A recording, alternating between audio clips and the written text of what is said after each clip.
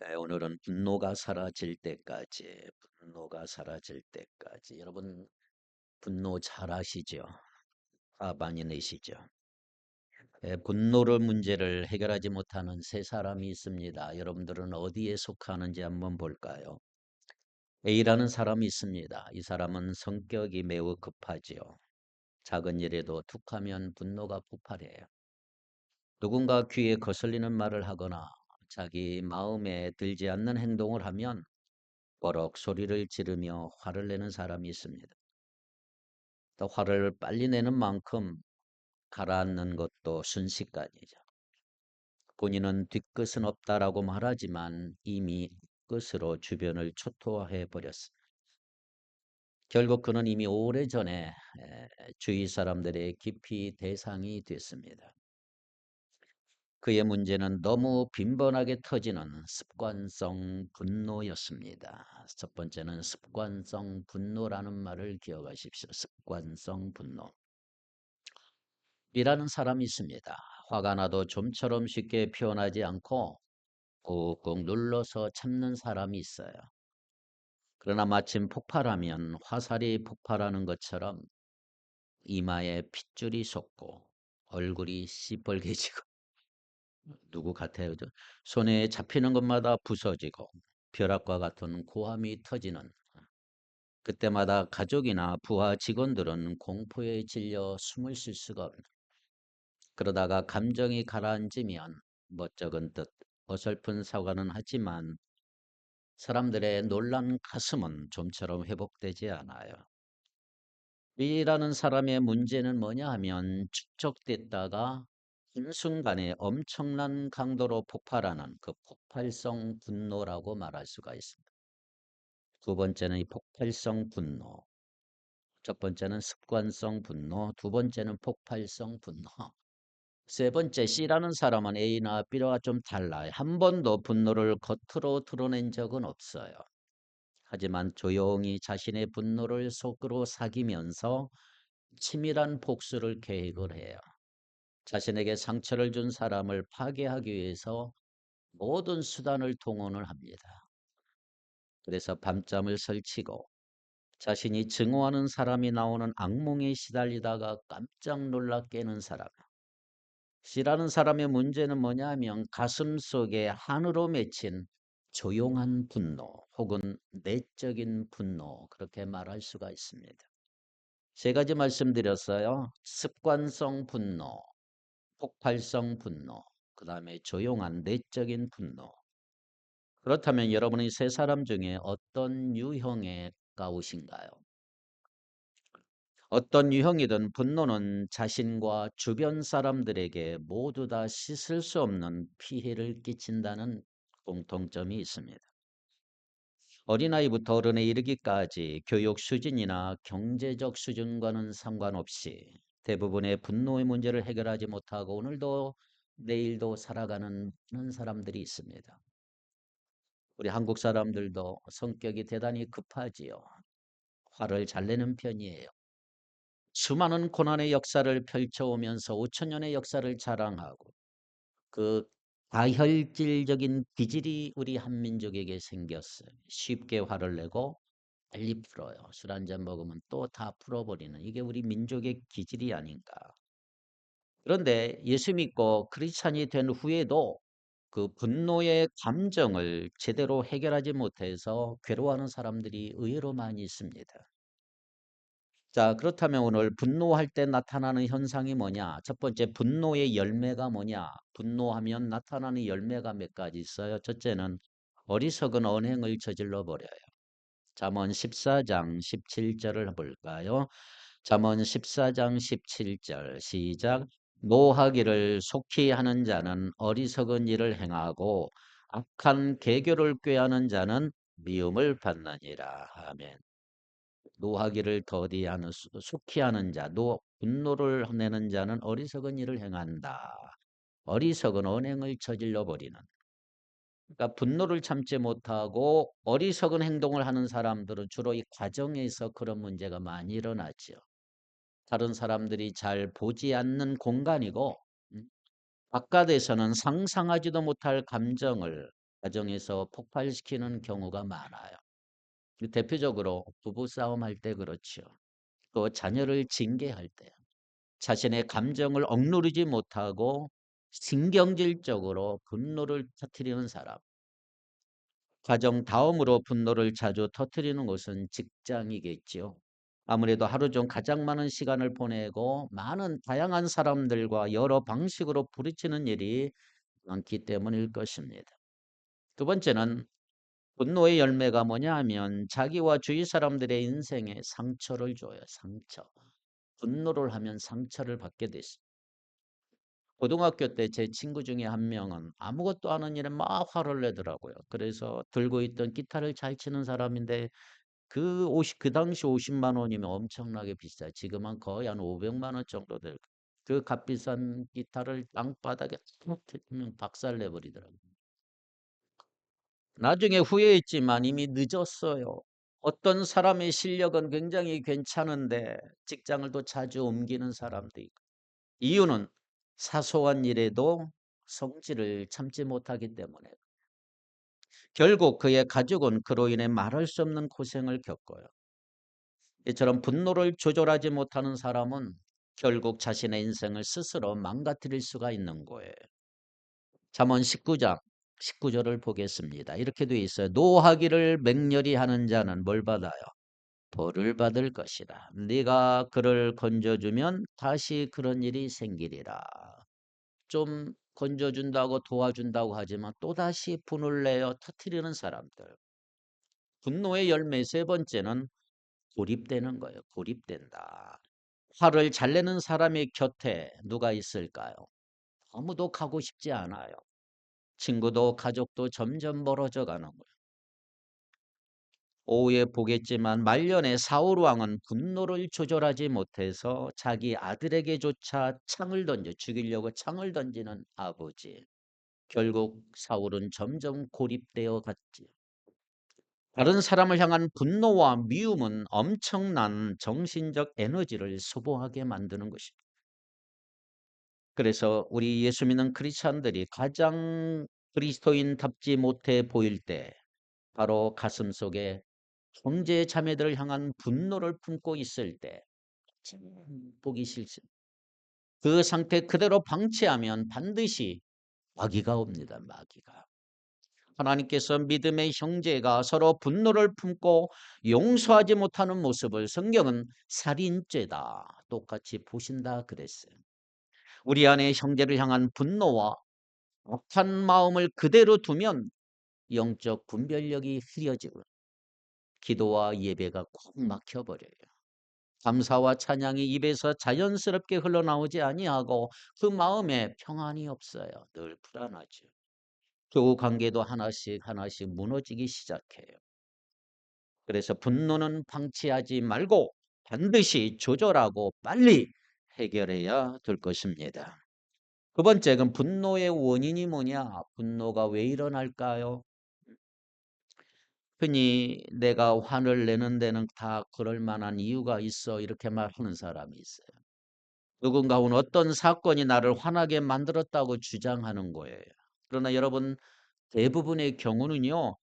상황 자체가 우리를 분노하게 만드는 게 아니고 이미 우리 안에 쌓여 있었던 분노의 감정을 그 상황이 건드린 것에 불과한 것입니다. 그렇다면 우리 속에 쌓여 있는 그 분노의 잠재적 덩어리들이 뭐냐? 첫째는 불만이에요, 불만. 인생이 기대만큼 풀리지 않을 때 마음속에 쓴뿌리가 자랄 수가 있어요. 쓴뿌리. 나 같은 유능한 사람이 아직 이 정도밖에 못해. 세상은 불공평해. 내가 이렇게 열심히 사는데 내 꿈은 왜 이렇게 이루어지지 않아? 이런 불만은 특별히 남들과 자신을 비교할 때 극대화될 수가 있는 거죠. 이렇게 쓴뿌리가 쌓이면 작은 자극에도 대단히 예민해지고요. 사소한 상황도 쉽게 분노로 연결될 수가 있는 거예요. 때로는 이 감정이 하나님을 향한 원망으로까지 번질 수가 있는 것입니다. 두 번째는 배신감입니다. 배신감. 배신감도 또 하나의 분노의 도화선이 될 수가 있어요. 분노를 일으키는 방아쇠가 될 수가 있어요. 우리가 전혀 모르는 사람에게 상처받는 일은 비록 그 뭐 쉽게 넘어갈 수 있어요. 하지만 내가 신뢰하고 사랑했던 사람에게 실망할 때 느끼는 분노는 걷잡을 수 없이 커질 수가 있는 거예요. 가까운 사람일수록 나를 완벽하게 이해하고 배려해 줘야 한다는 비현실적인 기대를 내 마음에 품기 때문에 배신감이 아주 무서운 분노의 원인이 될 수가 있어요. 세 번째, 억울함입니다. 억울함. 억울한 사람, 여러분 억울함을 많이 느끼지 않습니까? 사람은 억울한 일을 당하면 분노를 느끼게 돼 있어요. 내가 하지도 않는 일, 직장에서 불이익을 당하거나 사람들에게 오해를 받을 때 분노가 치밀어 오르는 거예요. 요즘 분노 조절 장애라는 말을 들어봤나요? 분노 조절 장애. 우울증 증가와도 아주 밀접한 관계가 있습니다. 인심은 곳간에서 난다는 말이 있어요. 마음이 가난하고 우울하면 타인을 배려할 여유도 자꾸 줄어드는 거예요. 늘 화나 있고 조금만 건드려도 쉽게 폭발해버리고 난폭 운전이나 끼어드는 차량에 대해서 아주 과격한 반응을 보이고 심하면 보복 운전으로 이어지는 경우도 우리 주위에 많이 있습니다. 네 번째는 자존심, 자존심. 자존심이 상처 입는 것도 분노의 원인이라고 할 수가 있어요. 보통 나이나 지위나 재산에 걸맞게 대우받아야 된다고 많은 사람들은 기대해요. 특별히 불신자들은 그 기대가 충족하지 않을 때 사람들은 분노가 일어나는 거예요. 줄을 오래 서 있을 때 대기 시간이 길어지면 나 바쁜 사람인데 내가 왜 이런 대접을 받아야 되나 화를 내는 사람 많아요. 목회자들도 어디를 갈 때 교회 목사님들은 줄을 안 서려고 그래요. 그냥 옆으로 끼어들려 빨리빨리 가려고 그러고 그러면 속상하지요. 나 바쁜 사람 내가 왜 이런 대접을 받아야 되나. 누군가 내 말에 반박하거나 내가 원하는 대로 따라주지 않으면 내가 누군 줄 알아 이 말이 튀어나오는 사람들 한번 보십시오. 자존심 내려놓지 못하면 여러분 은퇴 이후의 인생은 매우 힘겨워지는 것입니다. 자, 그렇다면 자존심 때문에 분노했던 적이 여러분들에게 있었다면 한번 예수님을 생각해 보면 어떨까? 예수님의 완벽한 자기 권리 포기를 하십니까? 하나님의 아들이신 예수님의 삶은 철저한 권리 포기에서 시작이 되지요. 여러분 공직사회에서 의전이 중요하잖아요. 대통령은 대통령대로 대접을 받, 장관은 장관대로 대우를 받습니다. 여러분 세상에서도 지위에 따라 다른 대접을 요구한다면 하물며 만왕의 왕이신 예수님 어떤 대접을 받으셔야 할까요? 그러나 예수님은 이 땅에 오셔서 아무 권리도 주장하지 않았어. 시골 나사렛의 목수로 살아가셨고 집도 없으셨고 외모도 평범하셨고 권력 있는 자들의 도움도 없었어요. 비서 한 명 없이 스스로 청소하셨고 서류 접수도 하셨고 스스로 요리도 하셨고 심지어 남의 발까지 씻겨 주었습니다. 사람들은 그분을 하나님의 아들로 제대로 알아보지도 못했고 함부로 대하고 조롱하며 핍박까지 했습니다. 그럼에도 불구하고 예수님은 작은 업장의 대우도 받지 못했지만 성경을 아무리 읽어봐도 자존심을 내세우거나 결코 분노한 적이 없어요. 그 이유는 자신이 누릴 수 있는 권리를 스스로 완전히 내려놓았기 때문입니다. 그런데 우리는 예수님의 제자라고 하면서 예수 믿는다고 하면서 왜 이렇게 쉽게 상처받고 분노하고 있을까? 예수님의 권리를 다 포기하셨다면 그분을 따르는 우리 역시 그래야 하지 않을까? 우리는 아직도 섬기는 것보다 섬김 받는 거 더 좋아하고 자존심이 조금이라도 상하면 성을 내버리는 아직도 우리가 내려놓은 것이 별로 없기 때문에 그러나 그 권리를 포기하면 분노할 이유도 사라져버려요. 무례함이나 무관심도 더 이상 나를 결코 흔들 수가 없는 거예요. 오늘 본문에 보면 다윗의 분노와 한계 상황이 나와 있어요. 여러분, 다윗이 광야 시절의 분노 때문에 큰 실수를 저지를 뻔한 사건이 오늘 본문에 기록이 되어 있어요. 아주 중요한 내용이죠. 그때는 다윗이 영적 아버지와도 같았던 사무엘 선지자가 세상을 떠난 그 직후에 일어난 일이에요. 당시 다윗은 사울에게 쫓기는 도망자의 신세였습니다. 사무엘의 장례식에 참석했고 이후 광야로 내려가는데 아마도 사무엘의 죽음 이후에 사울 왕이 더 광기를 부리니까 자신을 추적해 올 것을 염려한 다윗이 시신의 의미로 광야로 도망을 갑니다. 그러나 당시 다윗은 혼자가 아니에요. 그와 함께한 무리는 무려 600명이 돼 600명이 따라 늘 식량과 물자가 부족한 거예요. 광야에 먹을 게 뭐가 있겠어. 그래서 다윗은 그 지역의 가장 큰 부자였던 나발이라고 하는 사람에게 도움을 요청을 해요. 좀 도와달라고. 마침 그때는 양털을 깎는 시기예요. 양털, 목축을 중요시하던 당시 사회에서 이 시기는 대대적인 잔치가 열렸고 큰 잔치가 열리고 평소 은혜를 베푼 이웃과 나그네들을 대접하는 축제의 시간이 있습니다. 그래서 다윗과 그의 부하들은 평소 나발의 양떼를 강도들부터 보호해 주고 있었기 때문에 다윗은 나발에게 부하를 보냅니다. 정중히 식량 좀 보내주십시오. 먹고 살 것 좀 보내주십시오. 부탁을 해요. 그런데 뜻밖의 나발이 이런 반응을 합니다. 다윗이 도대체 누구냐? 죄인 사울에게서 도망친 불량한 종이 아니냐? 모욕적인 언사로 다윗의 부하를 대놓고 무시하고 쫓겨나. 나발이 부패한 사울 왕에게 아부하면서 광야를 방황하던 다윗의 곤고한 처지를 멸시한 거예요. 자, 이 말을 들은 다윗은 어떠했을까요? 분노가 머리 끝까지 치밀어 올라요.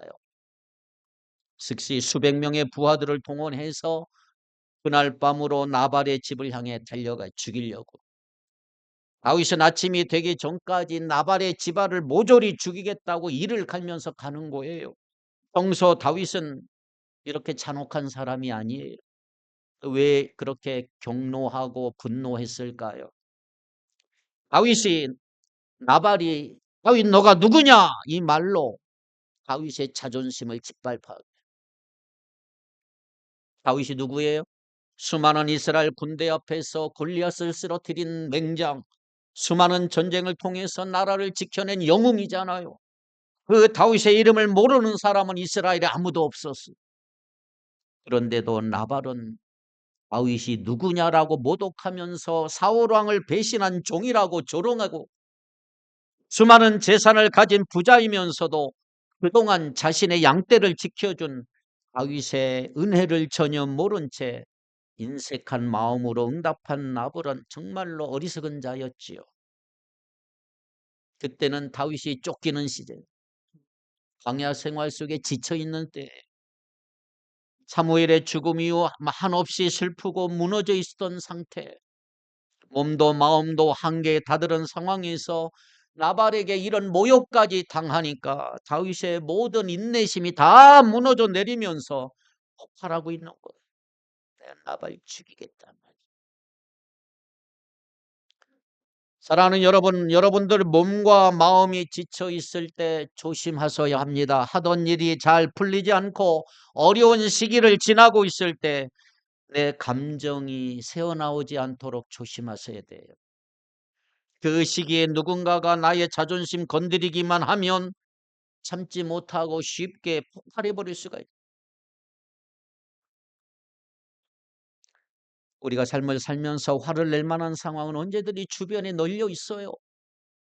내 몸과 영혼의 상태가 좋을 때는 은혜의 힘으로 평강을 마음을 유지할 수 있지만 어느 날 다윗처럼 광야 같은 시간을 보내며 내 몸과 마음이 지쳐 있을 때는 이 내적인 방어벽이 사라지고요.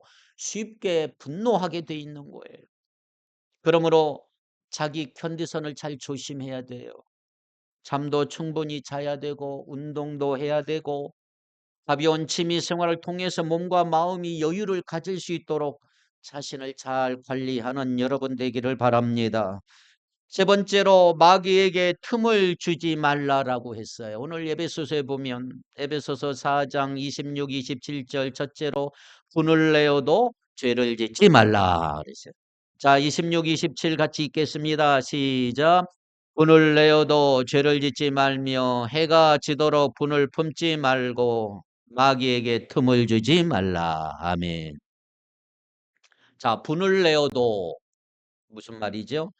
사람은 화를 낼 수 있는 존재다 이 말이에요. 화가 전혀 나지 않을 수 없다. 화낼 수 있다. 하나님께서 사람의 분노라고 하는 감정을 이해하셨어요. 언제든 분노할 수 있다. 그러나 중요한 것은 뭐냐? 화가 났을 때 죄를 지으면 안 된다. 이게 중요한 것이죠. 화가 난 상태에서 말하거나 행동하는 일은 특별히 조심해야 한다. 우리는 대부분 홧김에 저질러 버린 일은 나중에 깊이 후회하잖아요. 그때 내가 왜 그랬을까? 여러분, 마귀는 기가 막혀요. 분노를 통제하지 못하는 사람에게 마귀가 툭 달라붙어서 죄를 짓게 만들어요. 다윗도 하마터라면 죄 지을 뻔했어요. 나발의 모욕에 분노한 다윗은 군사들을 쫙 이끌고요. 나발의 집안의 통째로 피바다를 만들려고 그랬어요. 아비가일이 중간에 막아서지 않았더라면 정말 그렇게 됐을 거예요. 순간적으로 복수하면 속이 시원할지 모르지만 그 다음에 어떻게 됐을까요? 저는 목회하면서 이런 생각이 들었어요. 우리도 살면서 수없이 많은 나발 같은 사람들을 만난다는 거예요. 난폭 운전으로 갑자기 끼어드는 운전자, 막무가내 진상 고객, 나를 무시하는 직장 상사 동료 등이 믿음 있는 나조차 성질을 참지 못하고 분노가 치오를 수가 있다. 그러나 우리가 우리 싸울 적을 누구로 결정하느냐, 누구로 설정하느냐가 우리 인물 크기를 결정하는 거예요. 하나님이 쓰시는 왕 같은 제사장인 내가 마주치는 모든 나발에게 화를 내고 싸우기 시작한다면 결국 나도 나발 같은 수준, 그와 같은 수준으로 추락할 수가 있다. 그게 바로 마귀가 원하는 그림이에요. 자꾸 부추기는 거예요. 천군만마를 호령하고 제국을 다스릴 왕이 될 사람을 동네 불량배 수준으로 떨어뜨리려고 하는 것이 마귀의 작전이에요. 마귀는 우리가 분노할 때 그 격한 감정을 틈타 우리의 감정을 폭발시키고 우리에게 칼을 휘둘러서 상황을 속히 해결하라고 막 속삭이는 거예요. 하나님의 보배로운 자녀들로 하여금 추하고 더럽게 행동하려고 만들려는, 다윗도 거의 넘어가려고 그랬어요, 마귀에게. 그래서 성경은 이렇게 말합니다. 노하기를 더디하는 자는 용사보다 낫다 그랬습니다. 지금 다윗처럼 억울하게 당하고 짓밟힌 자존심에 분노하고 있다면, 내 앞에 있는 나발에게 칼을 휘두르려고 하고 있다면 잠시 멈추고요, 숨을 고르고 예수님을 생각하셔야 합니다. 그리고 그 칼을 다시 칼집에 꽂는 우리가 되기를 바랍니다. 두 번째, 해가 지도록 분을 품지 말아라 그러지요. 해가 지도록 분을 품지 말라.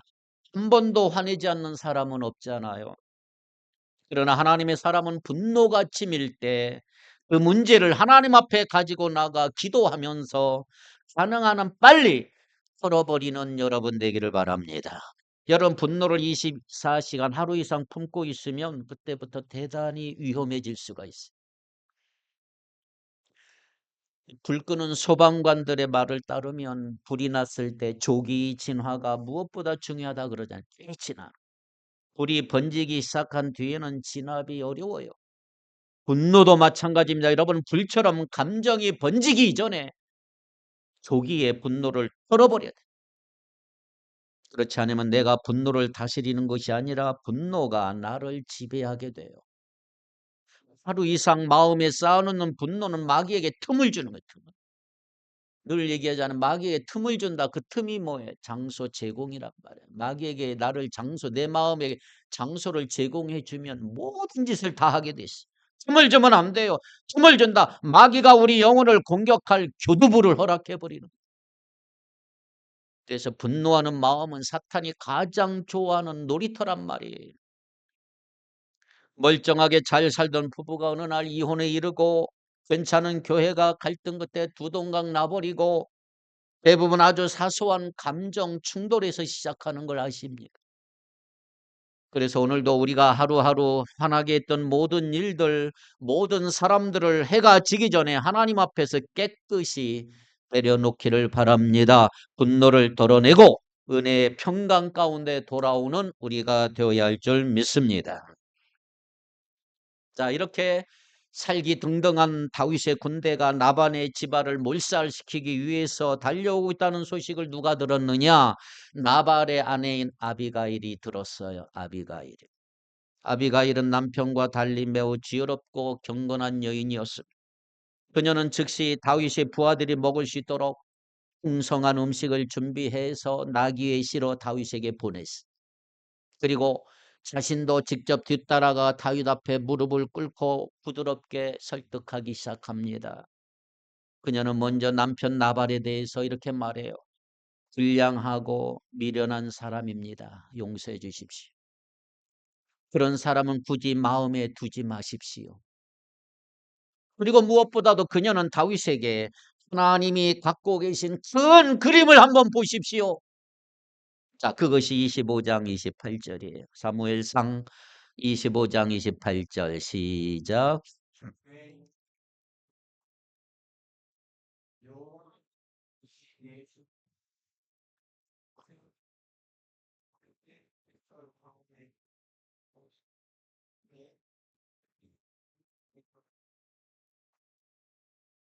아멘. 여기서 집은 하나님께서 다윗을 통해 세우실 이스라엘의 왕조를 말합니다. 왕조. 이런 말이에요. 지금은 다윗 왕이요 도망제 신세지만 하나님께서는 언젠가 반드시 다윗 당신을 우리 왕으로 세워주실 것입니다. 새 역사를 시작하실 것입니다. 당신은 하나님의 싸움을 싸우는 사람입니다. 지금까지 당신은 하나님 앞에 의로운 인생을 살아오신 분입니다. 그 공든탑을 여기서 무너뜨릴 수는 없지 않습니까? 사소한 어리석은 사람에게 마음 두지 마십시오. 나발 같은 사람에게 분노를 쫓아 쏟아내느라 그 다윗이여 인생을 망치지 마십시오. 그 생각을 하도록 다윗을 이끌어준 사람이 바로 아비가일이에요. 아비가일, 지혜로운 여인이죠. 당신이 하나님 안에서 누구인지를 기억하라. 다윗, 당신 나발 같은 불량한 사람에게 오복이나 하는 그런 하찮은 분이 아닙니다. 당신은 동네 싸움꾼이 아닙니다. 당신은 천군만마를 거두는 위대한 장군입니다. 이 나라의 왕이 되실 분입니다. 그러니 지금부터 장군답게 왕답게 행동하셔야 합니다. 되게 지혜로운 아내잖아요. 지혜로운 아비가일이잖아요. 우리가 하나님 안에서 어떤 존재인지를 아는 것, 그것은 우리가 함부로 분노를 터뜨리지 않게 해주는 강력한 힘이 될 수가 있는 것입니다.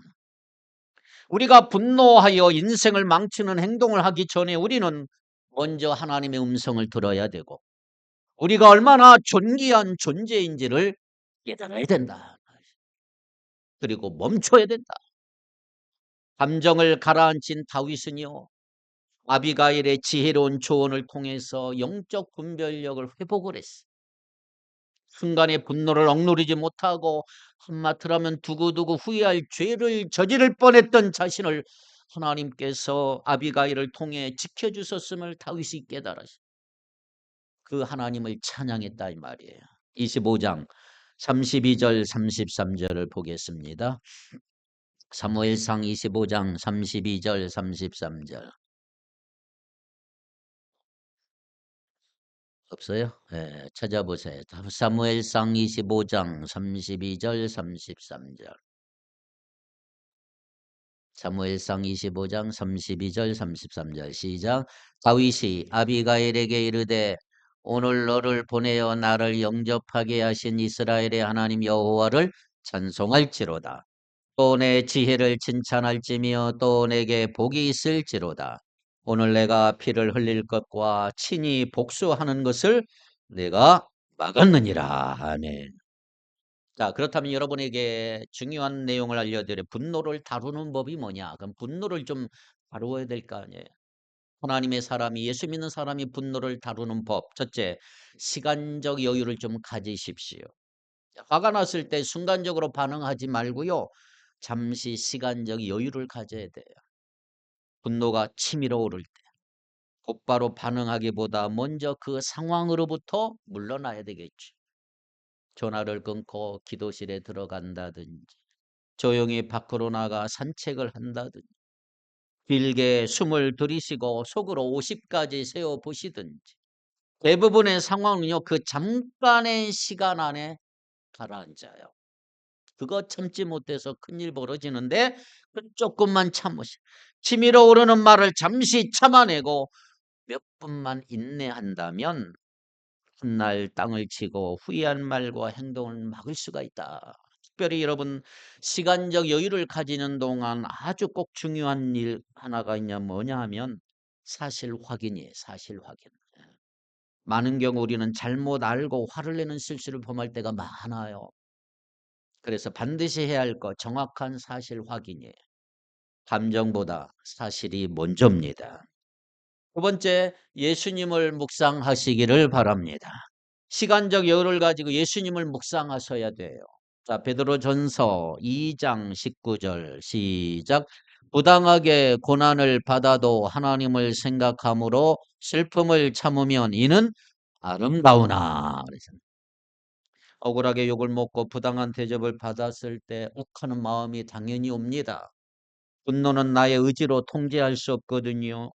그것은 마귀가 불을 붙이는 거기 때문에 그보다 더 강하고 선하신 하나님의 도움을 받아야 그 불을 꺼칠 수가 있는 거예요. 그래서 뭐라고 그랬어요? 하나님을 생각함으로. 하나님을 늘 생각하고 예수님을 늘 생각하기를 바랍니다. 다윗을 보세요. 처음에는 오직 괘씸한 나발에게만 생각이 집중되어 있었잖아요. 왜 나발이 저런 모욕적인 말을 했지? 생각하면 생각할수록 화가 치밀어 오르는 거예요. 근데 지혜로운 아비가일을 통해서 다윗의 시선이 바뀌기 시작을 하지요. 나발에 대한 생각을 멈추고 하나님을 생각하고 하나님의 계획 안에서 자신이 감당해야 될 사명을 떠올렸을 때 비로소 분노를 가라앉힐 수가 있었다. 여러분, 우리에게 상처를 준 나발 같은 인간을 여러분들이 계속해서 생각하면 생각할수록 화가 나게 돼 있어요. 그러니 이제 나발 생각을 멈추고 하나님을 생각해라. 하나님의 계획 안에서 나에게 주어진 사명을 다시 떠올려 봐라. 마음이 훨씬 평안이 찾아오게 될 줄 믿습니다. 하나님 생각하기 위해서는 기도하셔야 되겠죠.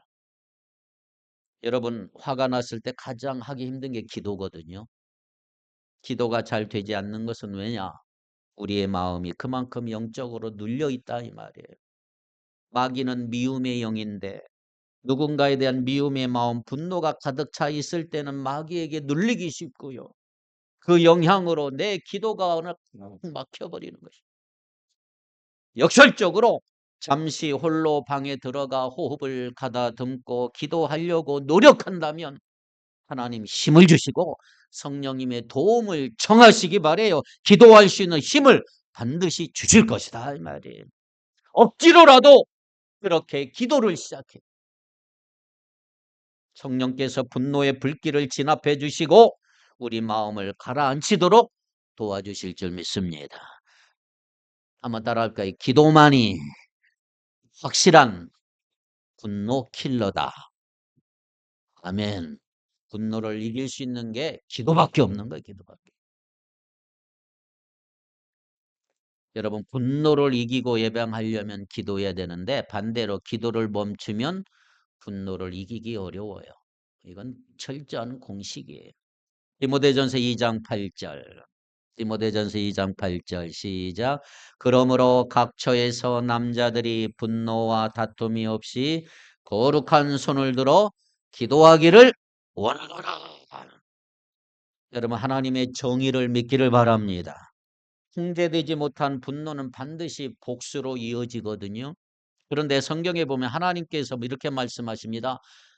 정의는 내가 집행한다. 나의 때가 되면 심판은 내가 확실하게 할 것이다. 수없이 이 말씀을 하시. 여러분 수술은 명의가 해야 뒤끝이 없어요. 정의도 하나님이 집행하셔야만 뒤끝이 없는 거예요. 화를 내지 못한 내가 섣불리 복수의 칼을 함부로 휘두르면서 그럼 어떤 일이 꾸나느냐. 이란과 미국처럼 지금 전쟁이 일어나고 이스라엘과 하마스 전쟁처럼 끝이 없는 거예요. 끝이. 정말 사악하고 못된 사람들은 언젠가는 반드시 하나님의 손에 심판받게 될 것이다 이 말이에요. 여기 나발의 최후가 어떻게 된 줄 아세요? 직접 다윗이 죽이진 않았지만 하나님이 나발을 직접 손보잖아요. 그날 밤 온 집안이 도륙당할 위기에서 가까스로 벗어난 순간에도 이 나발은 아무것도 모른 채 큰 잔치를 벌이며 술에 취해 골아떨어졌어. 다음날 집으로 돌아온 아비가일 아내가 술이 깬 나발에게 전후 사정을 다 설명을 해줘요. 그제야 자신과 집안이 한마디로만 몰살당할 뻔했다는 사실을 알게 되니 나발은 공포와 충격에 사로잡혀 몸이 돌같이 굳어버렸어.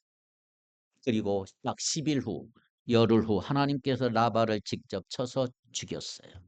다윗이 복수하지 않아도 하나님은 정확하고 확실하게 심판하신다.